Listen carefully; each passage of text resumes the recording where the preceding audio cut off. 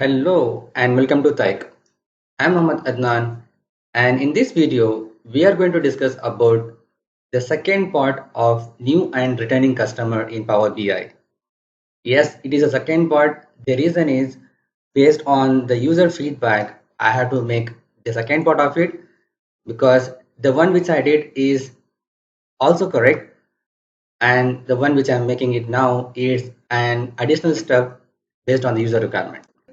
Two different things here in this video in order to get additional type of visualizations for the same result. So let's go in detail here. So in the last video of this one, what I did is just added the tables here and two bookmarks for the new and returning customers. Here, just to recap for you, I have selected a slicer here and on which I have added a date as 28/1/2014. And if you look at here, the date here, throughout the data model which I have, the beginning date is 29 December and the last date is 28 January. So I have filtered it as 28 January 2014 on the slicer here. And on looking into it, this is the table which I got here. And this is a returning customer. If I count this number of rows here, it's getting me 17. And if I count for the new customers, here the list of customers, it is actually getting 23. Now there are two requirements for that I need to make this video. The first thing is the user asked about is they don't want to show the table here. They want to show only the card visual here, just the number of return and the number of new customers. So in that case, I need to make this video. And the other reason is I will show you a bit later. Okay, so now, first of all, in order to get these two job done, we need to count the total customers, right? So let's create a measure here. Zooming this here a bit. Count distinct count of customer key from the fact internet sales table. So the name is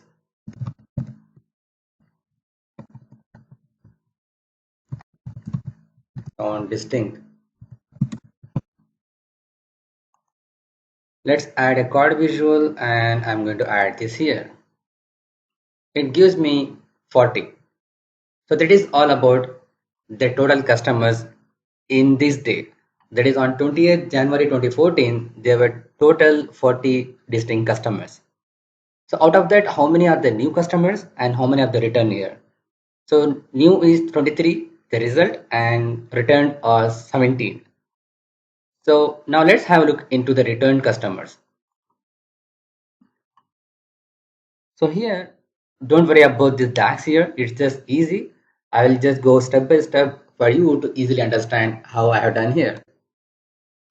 So first of all, I'm declaring a variable just to get the minimum date here, which is from the slicer of this one, which is coming from dim date table. The column name is full date alternate key. So I'm taking this minimum value from the slicer and also the maximum value from the slicer as two separate values. And now I have declaring another variable which is selected date customer. Here I am adding a separate DAX function here. Now you might have wondered about why I'm not taking the distinct count from that, because there is a reason behind that. So I will tell you that. So what I'm doing right now, I'm just summarizing a fact internet sales table by customer key. It means I'm just extracting the customer key from the fact internet sales table, and that is also during the dates between what I have selected here on the slicer. So I am covering this into a DAX, which is the calculate table, and inside to that I am adding a table which is a summarized DAX of taking the extraction from the fact internet sales table, the distinct customer key. Actually, I have made a separate video about this summarized DAX. If you haven't seen that, please go and check out the video given on the link description on the top of your screen. So here I'm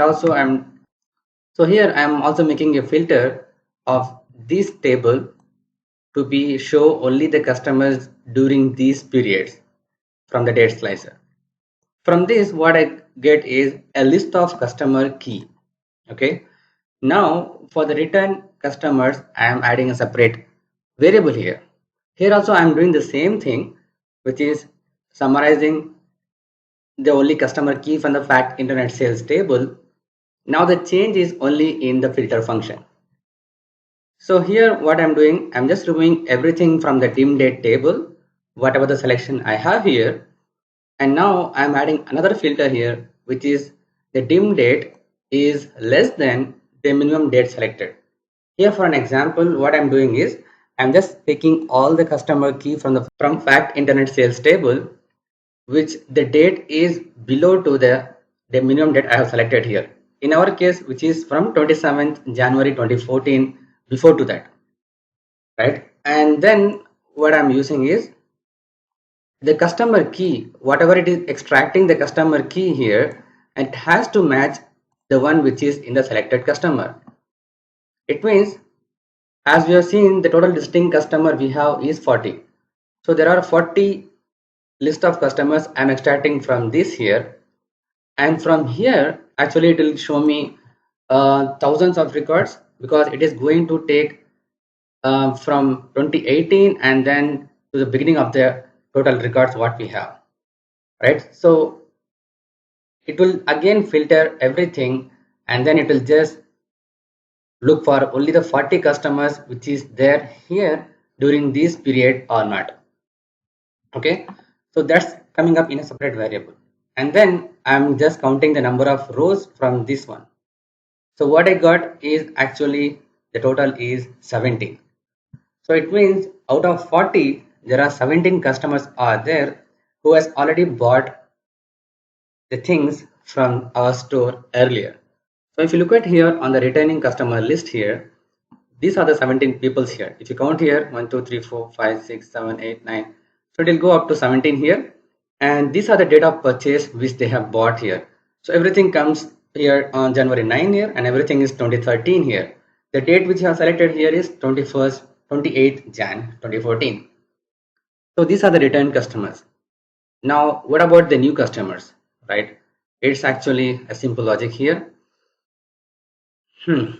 It's actually the same thing.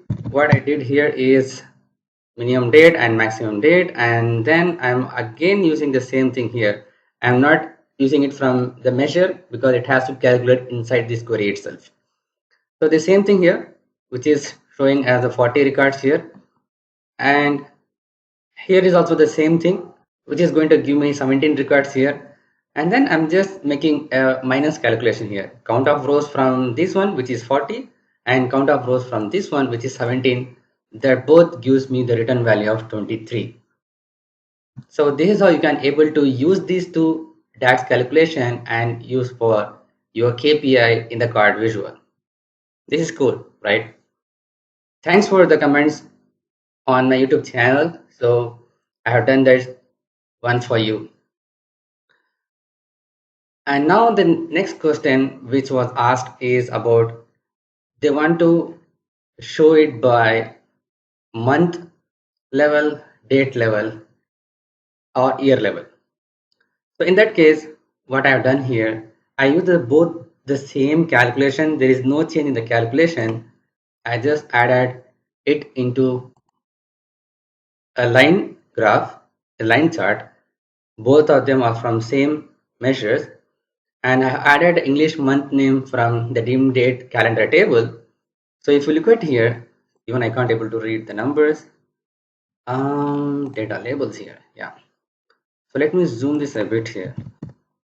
Okay, so if you look at the numbers here, so now if you look at the numbers here, the return customers is green one and the new customer is the blue one. So here what the date period I have selected here is from November to December end, November beginning to December end. There were total 4,000 customers, 4088 customers are there.